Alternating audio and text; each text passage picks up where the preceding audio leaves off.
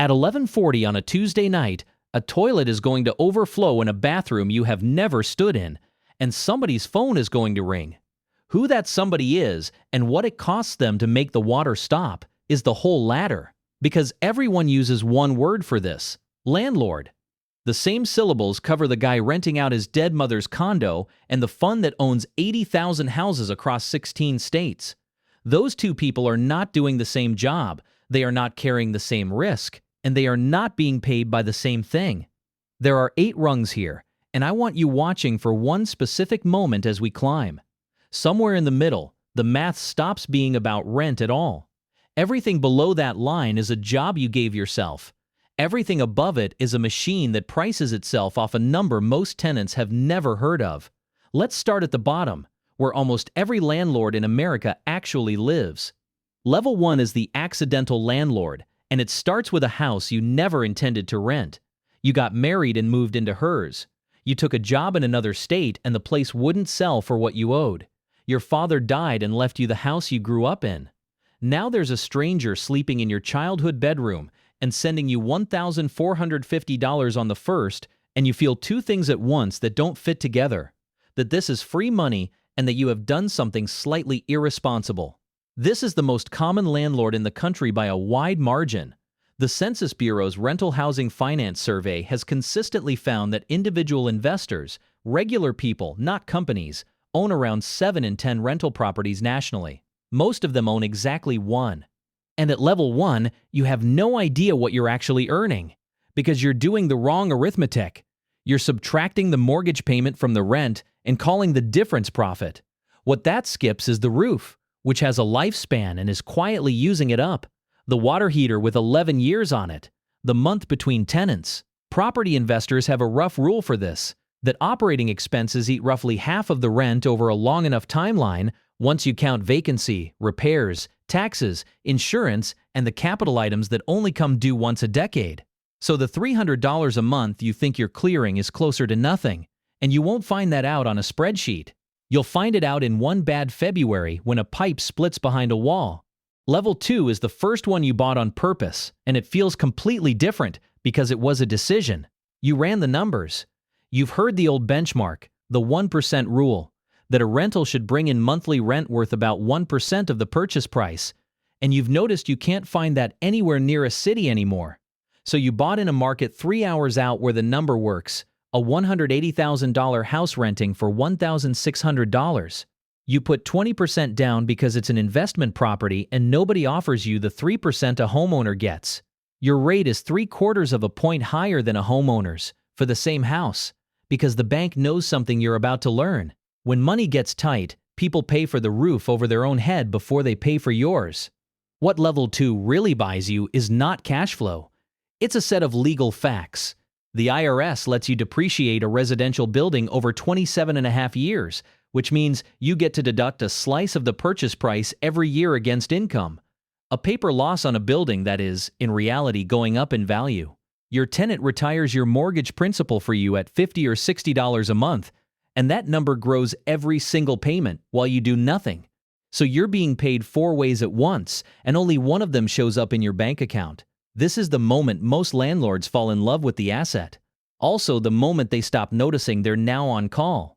Level 3 is 3 or 4 doors, self-managed, and this is where the thing you bought turns into the job you gave yourself.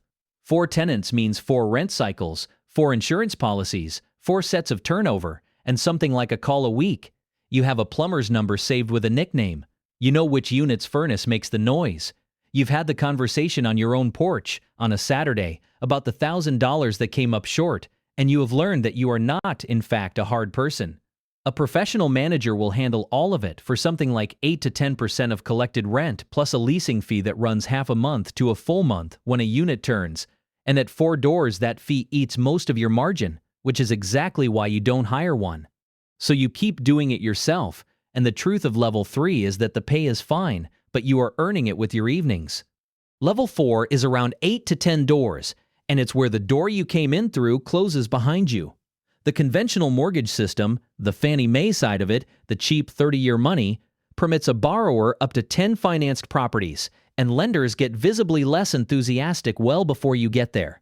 So you hit a wall built out of paperwork rather than money, and to get past it, you have to change what you are. You form an LLC. You move to a different lender entirely, a portfolio lender who keeps the loan in-house, or a DSCR loan, which stands for Debt Service Coverage Ratio and means the bank stops underwriting you and starts underwriting the building. Nobody asks for your tax returns anymore. They ask whether the property's income covers its own debt payment. Typically, it's something like a 1.2 ratio, and if it does, the loan closes. Read that again, because it's the hinge of this entire video. At level 4, you stop being the borrower. The building becomes the borrower, and you become the person who owns the borrower. Every rung above this one is a variation on that single move. The cost is that the money gets more expensive and shorter. 5-year terms, sometimes a balloon payment at the end, prepayment penalties, and you have swapped the safest debt in the world, a 30-year fixed rate, for something that will need to be refinanced on a date you can circle on a calendar. Which is fine, right up until the year the rates are worse on that date than they were when you signed. Level 5 is the jump, and it isn't a jump in size. It's a jump in category. The moment a building has 5 or more units, the residential world lets go of it entirely. It stops being valued the way houses are valued and starts being valued the way businesses are. A house is worth what the neighbor's house is sold for. An apartment building is worth its net operating income divided by the cap rate. And once you understand that formula, you cannot unsee it. Net operating income is rent minus operating expenses before the mortgage. The cap rate is the yield the market demands, and it moves with interest rates and with how much people want your city.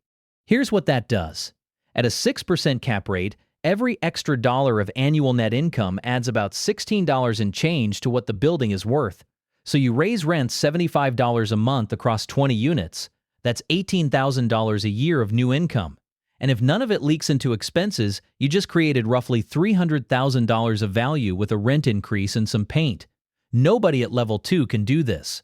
A single-family landlord can renovate a kitchen and get whatever the appraiser feels like giving them, because the comps rule. At level 5, you are no longer waiting for the market to make you money. You are manufacturing the number the valuation is built on. This is the rung where landlords stop describing themselves as landlords and start using the word operator. Level 6 is the syndicator, and this is where you stop using your own money. You find a $12 million apartment complex, and instead of writing the check, you raise it. 30, 40 investors, a $4 million equity stack, agency debt from Fannie or Freddie covering the rest. You're the general partner. They're limited partners. They get a preferred return, commonly around 8%, meaning they're paid first out of cash flow, and after that the profits split, often 70-30 or 80-20 in the investor's favor. You take an acquisition fee at closing, 1 to 2% of the purchase price, so somewhere around $150,000 on this deal, plus an ongoing asset management fee, plus your slice of the upside. And you have almost none of your own money in it. What you have in it is your name. And this is the level where the risk quietly changes shape. You are no longer risking capital. You are risking other people's capital and your own reputation, and the two do not fail at the same speed. The rate reset that started in 2022 taught a whole generation of syndicators this the hard way. Deals bought at low cap rates on floating rate bridge debt, underwritten on the assumption that rents would keep climbing and money would stay cheap. When the rate caps expired and the debt repriced, the net income no longer covered the payment. Investors got capital calls instead of distributions. Buildings went back to the lender. Nobody at level 6 lost their house. The limited partners lost their savings, and that asymmetry isn't an accident in the structure. It is the structure. Level 7 is institutional, and here the tenant stops being a person you could describe. You run a fund. You own 6,000 apartments across 4 Sunbelt metros, or 20,000 single-family homes bought in bulk, and you have never seen most of them. Invitation Homes and Progress Residential each hold roughly 80 to 90,000 houses.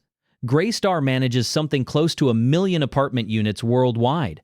At this scale, you have a capital markets desk and a revenue management department, and the rent on Unit 214 is not set by a person with an opinion. It's set by software reading the pricing of every comparable unit in the metro, a practice that has drawn a wave of antitrust lawsuits and state attorney general actions against RealPage and the landlords using it. The economics up here are barely about buildings. Your edge is the cost of money. Agency debt at rates a small owner will never be quoted, in sizes a small owner cannot use, And your product isn't housing at all. It's a return stream sold to pension funds and endowments and insurance companies who need something that pays predictably and holds up against inflation. So the toilet at 11:40 on that Tuesday reaches a regional maintenance vendor under contract, logged as a work order, measured against a service level agreement, and it will show up in exactly one place at your level, as a line in the repairs and maintenance category on a monthly variance report, next to a percentage explaining why the number came in above plan. Level A barely counts as being a landlord at all, because the people on this rung have stopped owning the buildings and started owning the ground. The Irvine Company holds tens of thousands of apartments and enormous stretches of Orange County land, and has spent decades famously not selling any of it. Ground leases work the same way. You own the dirt, somebody else builds the tower, pays you rent on the land for 99 years, maintains it, insures it, and hands the whole thing back at the end. You have no toilets. You have no vacancy. You have a rent that steps up on a schedule written in 1974. And the last piece is the one nobody at level 1 ever hears. At this level, you never sell. Selling triggers capital gains and depreciation recapture, so instead you refinance and pull cash out, which isn't income and isn't taxed. You trade into bigger assets through 1031 exchanges, deferring the gain again and again. And when you die, your heirs receive the property at its current market value, a stepped-up basis, which erases the deferred gain entirely. Every dollar of appreciation across an entire lifetime, never taxed. That is the actual difference at the top, not the number of doors. The fact that the meter never resets. So look back down the ladder and notice what you were really being paid for at each rung. At level 1, you were paid for owning something you didn't plan to own. At 3, for your Saturdays. At 5, for improving a number. At 6, for other people's trust. At 7, for access to cheap money. At 8, for having gotten there early and for a tax code that rewards holding forever. The asset barely changed the whole way up. What changed is who takes the call, who eats the loss, and how much distance you were able to buy between yourself and the water on the bathroom floor. Which is why the honest measure of where you sit isn't the door count everyone brags about. It's how many phone calls a month reach you personally. At level 1, it's 2 or 3. At level 3, it's 4 a week. At level 7, it's 0, because there are 11 people between you and the toilet, and every one of them is being paid out of the same rent check.